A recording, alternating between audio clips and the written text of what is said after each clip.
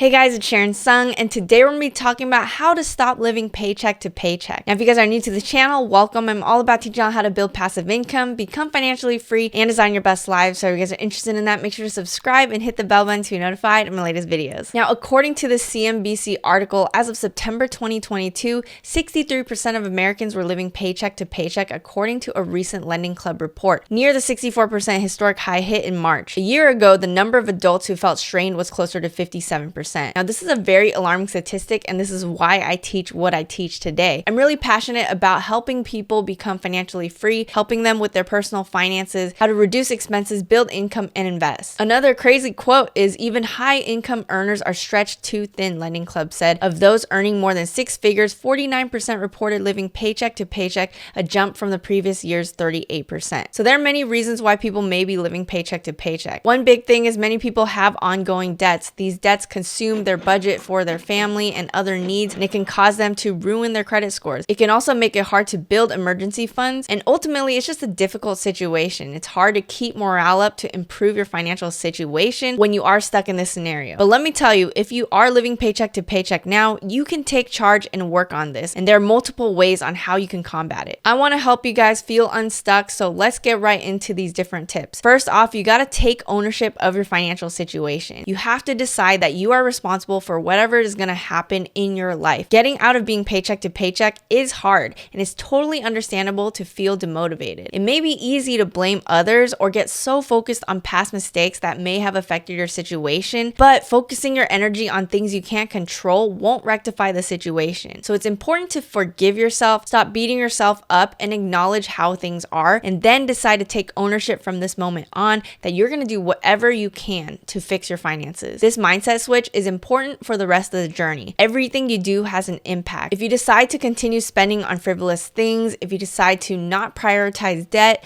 if you decide to not look for ways to make more money or not educate yourself financially, all of these decisions will impact your future. So acknowledge the issue and then think of different ways to fix your finances. I have met many people who have decided that they've given up on their finances. They think that they're going to work the rest of their lives and they're not going to be able to retire. They even think that they're not going to live that long, so there's no point in preparing themselves. This is something I worry that a lot of people feel, because I think that in this day and age, there's a lot that's possible out there, especially with the internet. There's so many different ways to make money now that you can increase your income. You can figure out ways to reduce your expenses as well. There are even tools that help you assess your current finances and help you figure out what money is coming in and what money is going out. And this leads me to the next point. Number 2, develop awareness of your current financial situation. You want to calculate your net worth, which is the total of your assets minus your total liabilities. That basically means everything you own minus everything you owe. So for example, your assets may include your cash, your stocks, your home, any rental properties you may have, and then you're going to minus your liabilities, which could be credit card debt, student loans, mortgages, car loans, and things like that. Aside from your net worth, you should calculate your total expenses as well as calculate your total income. If you already have a family, you should combine your income as well as your expenses and get that number. This will all give you a better perspective on how to budget. Assessing your current financial situation may seem basic, but I do have friends who are scared to do this work because they're scared of what they're gonna see. Just remember that it's okay. We're all on our own journeys. So again, don't beat yourself up when calculating all of these things. This goes back to my previous point. You gotta take ownership of your finances. You wanna accept your current situation and then take on responsibility for everything moving forward. Now, an easy way to calculate your net worth and your monthly income and expenses is through this tool called Personal Capital, which will automatically integrate with your accounts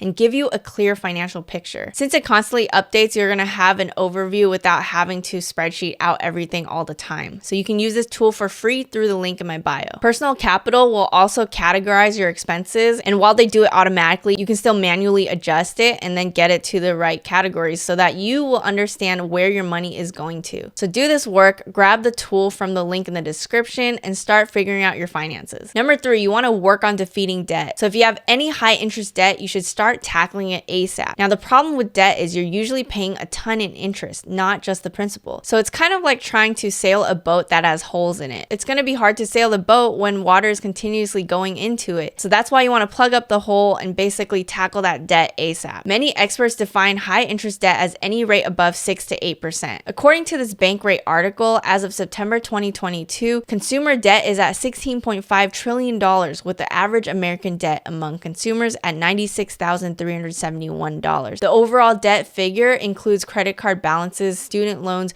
mortgages, and more. And you can see this breakdown on this chart. The credit card debt at over $5,000 is extremely high, and you can see personal loans over $17,000. There's a lot of consumer debt out there, and this is all quite alarming. But there are two methods to approaching debt: the debt avalanche method as well as the debt snowball method. The debt avalanche method focuses on paying off your highest interest debt first, while the debt snowball method focuses on paying off the smallest debt first. I personally advocate the avalanche method, not the snowball method. Yes, the snowball method can give you some motivation because you're tackling debt that is smaller, so you might get rid of one right away. But ultimately, if you put more money towards the debt that has the highest interest, you're going to minimize the amount of interest you pay in the long run, and it'll lessen the amount of time it takes to get out of debt. So if you have outstanding debt, I would recommend writing out all your debts, figuring out the ones with the highest interest, and then start paying it down as fast as possible. Make sure when you do extra payments, it's going to the principal, not just towards the next month's balance.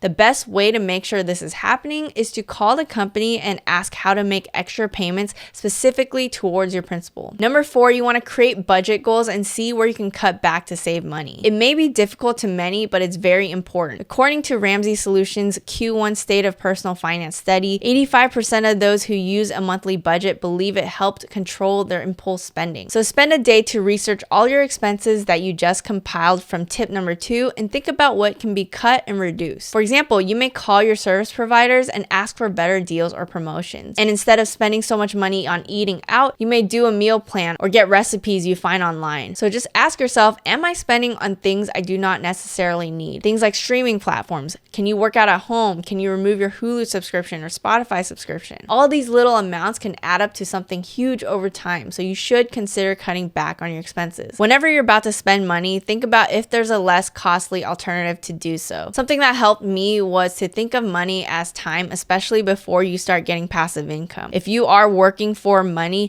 back in the day when I made $15 an hour, I thought about how a $300 bag would cost me 20 hours of my life. It made me not buy the bag because I was thinking, oh, this might not be worth it. That helped me understand if things were worth it or not. You also may want to aim to follow or even beat the 50-30-20 rule. This basic rule of thumb is to divide your monthly after-tax income into 3 spending categories: 50% for needs, 30% for wants, and 20% for savings and investments or paying off debt. So when you're budgeting, know the cost of your needs like electricity, your house, food, etc. And then also, to me, the 30% for wants is a bit high. So try to remove or decrease the wants like subscriptions, shopping, eating out, like I mentioned. Whatever is left after you budget, put it either into your savings or use it to pay off your debts. The savings may seem little at the start, but just do it and it will add up over time. If you find you are spending more on needs than you should, which is basically over 50% of your after-tax income, see how you can house hack or live with roommates, move to a cheaper area, or even live with parents for a while if they're okay with it. You may even want to downsize your car to help you reduce car loan payments. For example, I bought a cheap used car all cash so that I didn't have a loan to pay off every single month. So look at that 50-30-20 rule, see how your own situation fits, see if you can adjust anything to fit it or beat the number so you can basically stop living paycheck to paycheck. Now, one thing is there's a cap to how much you can save, but no cap to how much you can earn. So that brings me to tip number 5, which is to increase your income. Everything gets easier if you're able to make more money. And one way is by educating yourself. You want to get a certification, learn a high income skill like coding, marketing, sales. That way you can even freelance or apply for high income positions. And you can also pursue side hustles like the ones I talk about on my channels a lot. I talk about things like selling digital products on Etsy, uploading custom apparel on Merch on Demand, building a YouTube channel, flipping items on eBay. There's so many different ones, and I talk about a lot of side hustle ideas here. The average millionaire has 7 different income streams. That way you have additional sources and you get peace of mind in case anything happens to your primary salary. Having more income streams lets you grow your net worth a lot faster as well. Now, the last tip is to not fall into lifestyle inflation. Once you make more money, you have to make sure you don't fall victim to this, and this refers to an increase in spending when your income goes up. In the beginning of this episode, I mentioned that many high earners still live paycheck to paycheck, and this is a large reason why. For example, it's easy to upgrade your car, your home, so your mortgage payments and car loan payments get higher and higher. People end up going broke trying to impress other people. If you are able to make it work with a smaller amount of income, you'll be able to spend the same amount and save more money when you increase the amount you make. That is true freedom. It's not about flexing and making making a ton of income and just spending it all. You have to widen the gap between your income and expenses, and that is true freedom. So choose to live frugally, which will help you save a lot more. Choose to cut down on eating out, live in a cheaper house, opt for a less expensive car. These things are going to free up some money for you to save and invest. The sooner you stop lifestyle inflation, the sooner you can break the cycle of living paycheck to paycheck. So I hope you guys enjoyed this episode on how to stop living paycheck to paycheck. I think this is a really important thing to do